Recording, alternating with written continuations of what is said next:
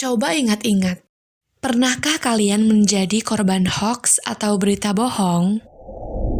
Kisah kali ini akan menceritakan tentang seorang wanita mulia, Sayyidah Aisyah binti Abu Bakar, istri Rasulullah SAW yang tertimpa berita bohong, bahkan hingga baginda Nabi meragukan kesetiaannya. Sebelum menyimak kisah lengkapnya, yuk subscribe buat yang belum, dan bagi yang sudah, saya mengucapkan banyak terima kasih. Alkisah, Aisyah radhiyallahu anha pernah dituduh oleh orang-orang munafik karena berselingkuh dengan Sofwan bin Al-Mu'attal As-Sulami. Saat itu, orang mukmin yang munafik mengatakan, "Apa kalian tahu Aisyah dan Sofwan pulang berdua?" Sofwan sendiri dikenal sebagai sosok yang diidolakan di Madinah karena ia adalah seorang yang soleh dan sangat menjaga kehormatan dirinya. Suatu hari, saat hendak pulang dari perang Muraisi, Aisyah radhiyallahu anha tertinggal dari rombongan Rasulullah SAW. Perang itu terjadi pada bulan Sya'ban tahun ke-5 Hijriah.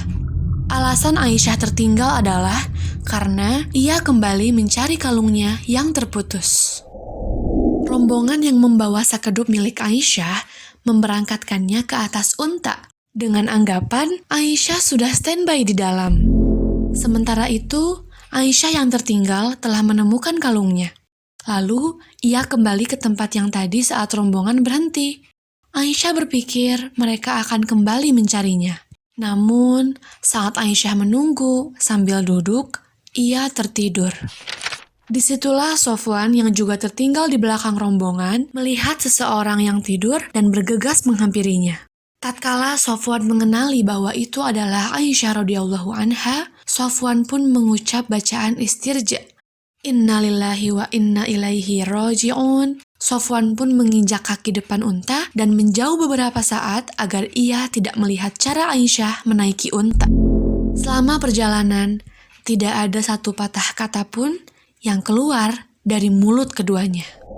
Setibanya di Madinah, kaum mukminin yang melihat Sofwan dan Aisyah pulang berdua mulai menyebarkan berita hoaks bahwa Aisyah dan Sofwan berselingkuh. Hampir tidak ada seorang pun sahabat yang tidak percaya pada berita bohong tersebut. Bahkan Rasulullah SAW pun hampir percaya karena yang menyebarkan berita itu adalah kaum mukmin sendiri. Baik Aisyah maupun Sofwan, keduanya sama-sama terdiam. Tak lama, terungkap bahwa fitnah itu dibuat oleh Abdullah bin Ubay bin Salul. Aisyah yang sakit selama 1 bulan sesampainya di Madinah sama sekali tidak mengetahui soal fitnah yang tersebar tentangnya. Hingga akhirnya Aisyah mengetahui rumor tersebut secara tidak sengaja ketika Ummu Mistah menceritakan kepadanya tatkala membimbing Aisyah pergi buang air.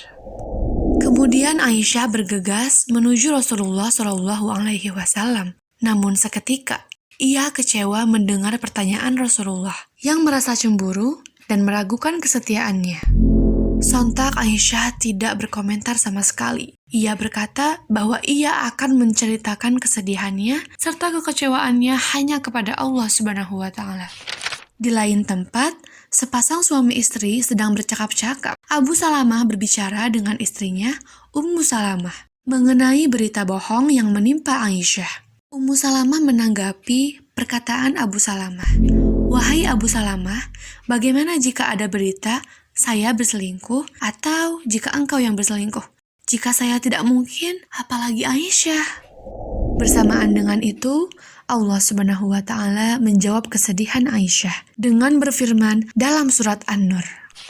Tertulis jelas bahwa Allah Subhanahu wa Ta'ala menyatakan bahwa berita itu bohong. Allah juga meminta kaum mukminin untuk memperbaiki diri dan hati-hati terhadap ucapan mereka. Tibalah saatnya tabir rahasia tersingkap. Nabi SAW tersenyum gembira. Kalimat pertama yang diucapkan oleh Nabi kepada Aisyah adalah, "Wahai Aisyah, pujilah Allah karena Ia telah melepaskanmu dari tuduhan itu." Allah Subhanahu wa Ta'ala menurunkan wahyu tentang berita bohong atas Aisyah itu dalam Al-Quran surat An-Nur ayat 11 sampai dengan 19. Akhirnya orang-orang yang ikut berkontribusi menyebarkan isu hoax tersebut diberi hukuman dengan dicambuk sebanyak 80 kali. Wallahu a'lam bishawab. Begitulah kisah ini berakhir. Tentu saja ada hikmah yang bisa kita ambil dari kisah kali ini. Terima kasih sudah mendengarkan Ariana Sound. Assalamualaikum, merdeka!